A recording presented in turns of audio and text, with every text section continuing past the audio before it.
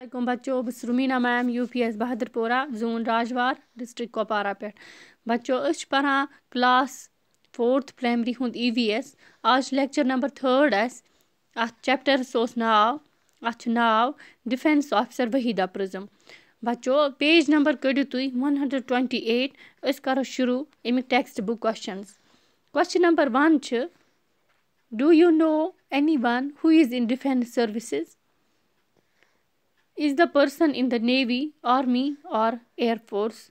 बच्चों ये आत्मा सवाल पृछान कि तुह छुवा कह वुचमुत युस डिफेंस सर्विस मज नेवी मज या आर्मी मज या एयर फोर्सस मज अगर तुह कह छु गरस मज या अंद पक तुह हेक्यू यस लिखित अत यस नाव ते हेक्यू अत मज लिखित is the person in navy सह नेवी मज आर्मी मज या एयर फोर्सस मज सह हेक्यू तुम अत मज जवाब लिखित question number 2 what work do they do in the force तुम क्या काम छ करान फोर्सस मज युस तुम जाना आसियोन युस तुम डिफेंसस मज आसियो वुचमुत सह क्या काम छ करान अस वुच यत लेसनस मज वुच अस वहीदा प्रिज्म ये अख डॉक्टर ये ट्रीट करान पेशेंटन अस हेको इत लिखित Wahida Prism is a doctor and treats patients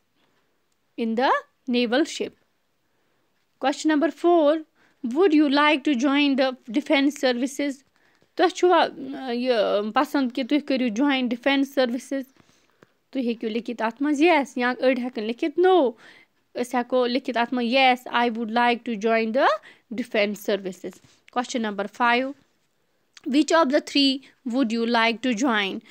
The Army, the Navy or the Air Force? बच्चों तुह कुछ अगर तुह डिफेंस सर्विस करियो ज्वाइन तुह कुछ आर्मी छु यसान कुछ सर्विस छु यसान करनी आर्मी मजा नेवी मजा या एयर फोर्सस मजा तुह हेक्यू सो अत मज पन ऑप्शन लिखित question number 6 in which other jobs do people wear uniforms as in defense services?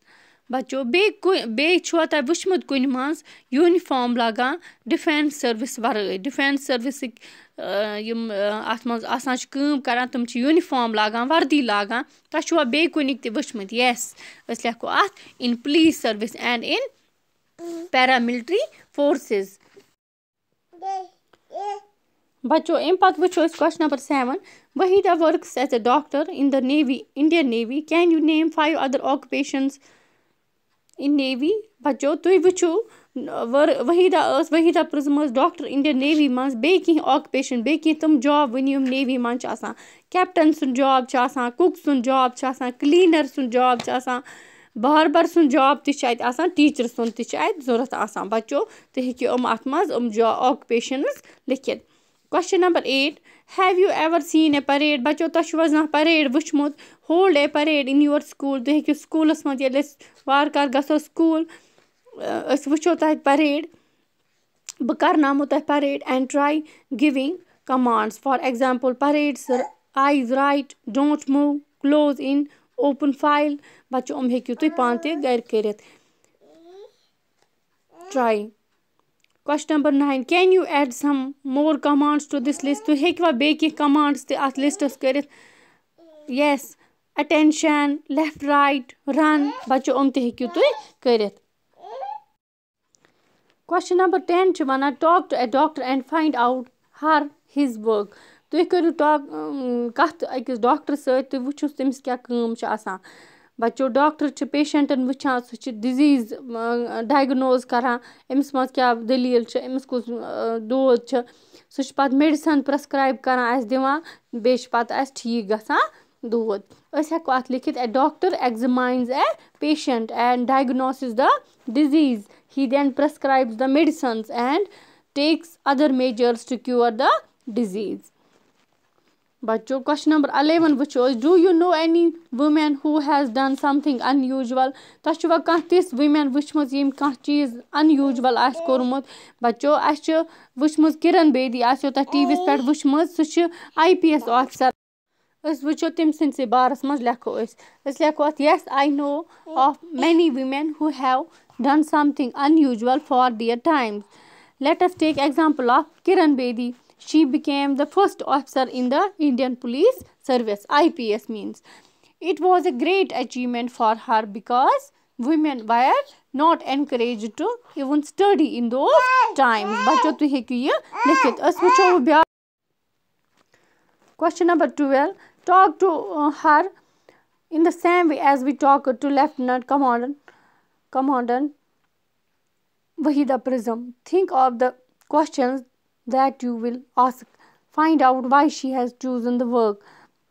What were the difficulties she faced in her life.